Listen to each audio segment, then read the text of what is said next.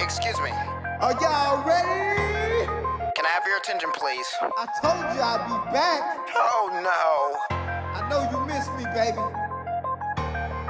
Thanks for tuning in to the Ncaa Show. Somebody's gotta stop him. Oh, no.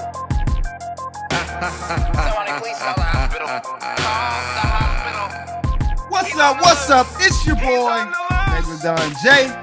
Look, I know we had an amazing weekend, track and field. I want to touch on a few more other things, some things that probably a lot of you guys aren't really looking at. But I will say this real quick before I even get into my video. Remember what I'm about to address. These are collegiate athletes. There will be no collegiate athlete disrespect over here. I will block you. I will block you straight up. Don't at me with disrespect about these collegians. They did nothing to you. So what I'm about to do is I'm going to share my screen, man, because I'm really excited. NCAA's is June 8th, I believe. They start June 8th. Man, we had some amazing running, and it's really imperative that we look at this. I'm sharing my screen with you guys now. This is the I'm gonna start with the women's 100 because you know we all like to talk about that. Look, we have Alfred went 10-8. Man, look, I'm just gonna go down the list or whatever. I'm gonna stop it like no, I'm not. I'm just gonna pick some names because at the end of the day, y'all need to understand this. Everybody keeps talking about the U.S. trials this year, and it's so much deeper than this because we do have some collegiates that will make the U.S. trials and other areas, not just U.S. trials, but for other countries as well. Because Alfred's not even with the United States, and she went 10-80. Neither is Kimber Nelson. She went 10-85.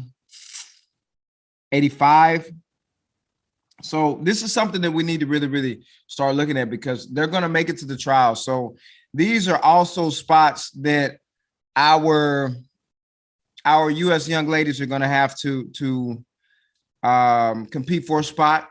So we have some phenomenal times here. I mean, shoot, look at Favor Feely. She's 11:02. Abby Steiner's 11:04. Hey, and don't y'all forget about, because this young lady, man, is a dark horse. Melissa Jefferson. Yes, she is 11:24 on this list, but she comes up big whenever the stakes are high. So don't forget about Melissa Jefferson. Obviously, Kavana Davis is she's with Jamaica, so we really won't be seeing her. Kennedy Flannel either. Man, it's a lot of great names on here for the women's 100. I'm expecting them to get, I don't know if they're going to get down to the collegiate record that SHA'CARRI Richardson holds. I can't really say that they will, but I do feel like it's going to be a 10-7 something for the final. I could be wrong, but let's scroll down here a little bit and look at this women's 200. Okay, so obviously you got Abby Steiner and Favor Feely. Can't wait to see that with Anavia Battle. We're probably going to get a chance to see some fireworks, man, in this final because I also see Kennedy Flannel over here, and she's pretty phenomenal as well. I see a few names that I'm not familiar with, and I see some that I am. I'm not going to pick anybody in particular. Obviously, I'm going to go with the collegiate record holder with this one, Favor Feely. If I did go with somebody because she's still the collegiate record holder. So, I mean, until she's dethroned, she is the queen of that. Love Abby Steiner, though. Love Anavia Battle and Kennedy Flannel. Love all of them. Actually, love all these runners, actually, man, because there's some heat in there. So let's go down to the women's 400. Stacey Ann Williams. And look, we have the two Jamaican women at the very top of the list. I'm going to say the dark horse in this one is, give me a second.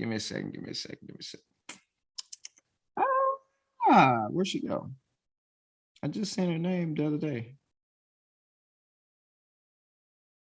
Which I do like what University of Florida is out there doing. I like Talithia Diggs.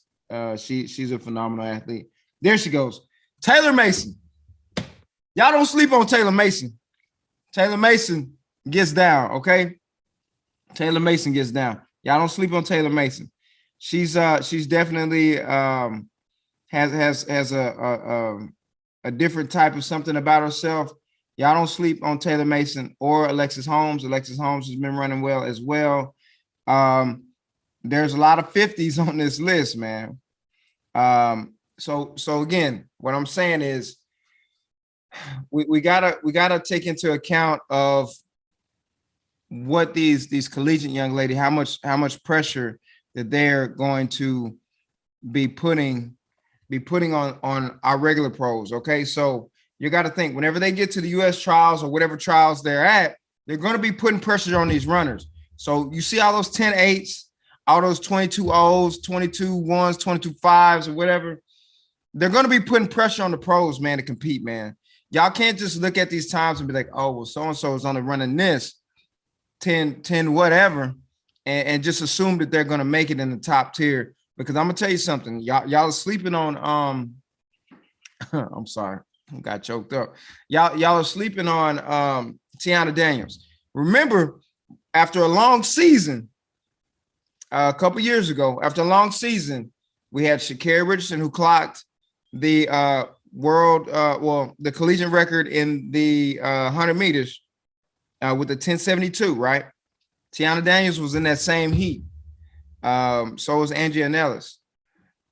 Tiana Daniels came back after a long season. SHA'CARRI Richardson didn't make it, but Tiana Daniels ended up making it to the World Championships. So we got to really start looking at the battle between the pros and the collegiate athletes, because everybody doesn't phase out. You know what I'm saying? Everybody doesn't have burnout at the end of the year.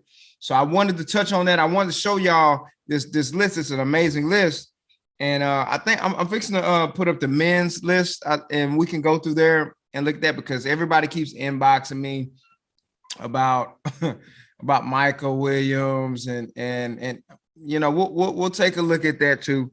But what I'm saying is, guys, I'm getting your messages, I'm reading them, but I got to put some numbers behind some of the things that we're talking about, because there are some wonderful collegiate athletes as well that are going to be competing with these pros out here. So that pace is definitely fixing to pick up within the next month, because they're going to go straight from NCAAs, and then whoever qualifies from the NCAAs is going to go straight over there to the US trials. So you guys, it's fixing to get interesting over here, man, because like there's some names on that list, and no, all of them aren't American, but just because they're not American does not mean that they're not going to go push the pace over there for their country as well. So y'all need to take a look at that. I wanted to share that with you guys because the NCAA had a great weekend of running this weekend. A lot of the performances were very, very spectacular. I wasn't just watching the Prefontaine. I know everybody else was talking about pre, but I wasn't just watching the pre.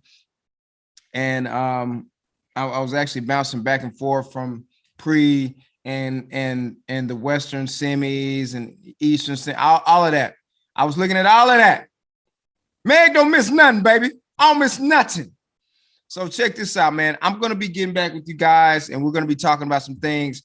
Man, y'all make sure y'all like, subscribe, and share, man, because, you know, I'm trying to give y'all some awareness to these athletes out here and put y'all on game, man, on a new vision, man. You know what I'm saying? Y'all got to stop just seeing one or two people out here, man.